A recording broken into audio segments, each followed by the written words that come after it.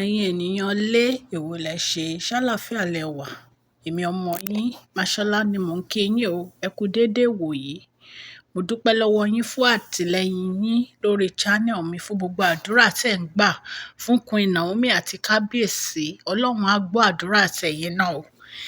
Ní agbára Ọlọ́run, òkè òkè lọ́lá yín á máa lọ. Ọlá yín ò ní lọ ìsàlẹ̀ láéláé. Ẹ̀yin èèyàn lé. Kabiyesi sọ̀rọ̀, wọ́n ní àwọn promise láti jẹ́ ọkọ fún Queen Naomi o. Wọ́n ní ṣùgbọ́n àwọn ò ń ṣe ọba nítorí pé inú àyà wọn ni ìfẹ́ Queen Naomi wà. Ẹ̀yin èèyàn lé, ẹ jẹ́ ká gbọ́ gist tèmi. If today is your first time on my channel, I do appreciate you for joining my channel today. Please go straight and press notification bell so that whenever I post any gist, you can get it.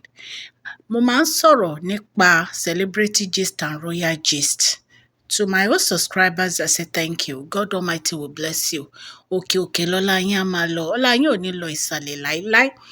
Gist tèmi òun ni pé Kabiyesi promise láti jẹ́ ọkọ fún Queen Naomi. Wọ́n ní àwọn ò kì í ṣe ọba fún wọn. Ẹ̀yin èèyàn lé, ẹ jẹ́ ká jọ gbọ́ gist tèmi. Ẹ̀yin ènìyàn lé, Kabiyesi gbégbésẹ̀ láti ṣe ojúṣe wọn fún gbogbo àwọn olórí gẹ́gẹ́ bí ọkọ. Kabiyesi ní kan lọ ra lé nítorí wípé ìyàwó àwọn ṣe ní gbogbo wọn, ṣùgbọ́n àwọn fẹ́ treat wọn pẹ̀lú respect. Kabiyesi ní àwọn fẹ́ kí Mariam, kí Ashley, kí Tèmítọ́pẹ́ kí wọ́n lọ ra lé. Ipe tí wọ́n bá ra lé, àwọn á sanwó ẹ̀. Ṣẹ̀dẹ̀mọ́ ipá ti gbọ́ pé Tèmítọ́pẹ́ ti ra lé àti olórí Rónkẹ́. Àti mọ̀ bóyá olórí Rónkẹ́ ti sanwó lé, bọ̀ wọ́n ní wọ́n ti ra lé. Ipe sẹ́kù bí a ṣe gbọ́ allegedly ni. Ẹ̀yin èèyàn lé, Kabiyesi wọ́n ní inú tó dáa. Wọn ò dẹ̀ like kí èèyàn máa bá obìnrin, kán máa hurt obìnrin. Ẹ jẹ́ kí n sọ báyẹn. So Kabiyesi ń gbégbésẹ̀ láti make àwọn olórí yìí. Kabiyesi ń gbégbésẹ̀ láti make wọn happy. So ẹ̀yin èèyàn lé, gist ti tèmi. Ẹ̀yin ènìyàn lé, ẹ̀yin náà mọ̀ pé Queen Naomi ti jìyà púpọ̀ jù fún nínú palace. Wọ́n jìyà kó tó di pé Ọlọ́run Elédùmarè jẹ́ kán gbé ìgbésẹ̀ láti kúrò nínú palace nítorí the way bí wọ́n ṣe treat wọn nínú palace. Gbogbo yẹn náà ni gbogbo yín mọ̀. A tún ní láti máa padà sẹ́yìn ẹ̀yin èèyàn wa. So ìtorí ẹ̀ ní Kabiyesi fi ní àwọn fẹ́ make sure pé Queen Naomi wà happy for the rest of her life. She will not lack anything.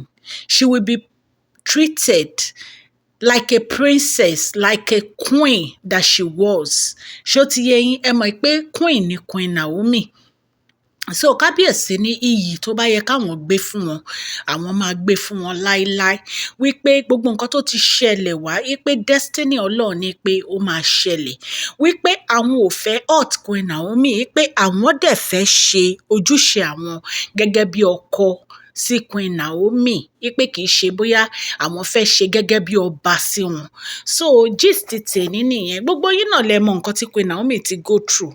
Tó dẹ̀ jẹ́ pé àtìgbà tí Kabiyesi tí wọ́n ti ń bẹ̀ wọ́n, Queen Naomi ò fẹ́ padà. Ṣó ti yé yín? Ṣùgbọ́n lẹ́nu ọjọ́ mẹ́ta yìí Olúwa gbàkóso. So ìgbà yẹn ni Kabiyesi wá sọ fún wọn pé àwọn fẹ́ re-engage wọn o.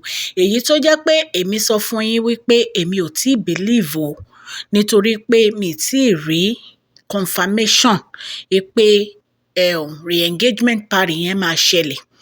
Ṣùgbọ́n nǹkan tí gbogbo wa ń fẹ́ náà ni pé kó ṣẹlẹ̀. So ní agbára Ọlọ́run tó bá rí bẹ́ẹ̀, inú wa á dùn o. Ayọ̀ wa máa kún nítorí pé Queen Naomi ti go through a lot. A dẹ̀ fẹ́ happiness Queen Naomi. Ọlọ́run á dẹ̀ jẹ́ kó rí bẹ́ẹ̀. So a ní kí a mú update yìí wá fún yín ni.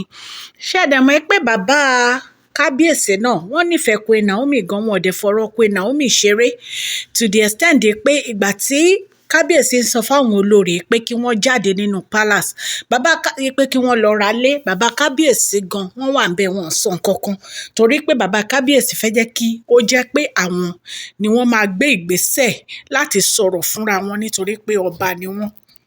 So ẹ̀yin èèyàn, bí bàbá Asia tó wá láti Brazil ṣe sọ, wọ́n ní kí kábíyèsí kí wọ́n jẹ́ kí àwọn olórí yìí kí wọ́n wà láàyè wọn, kí wọ́n dẹ̀ make wọn happy.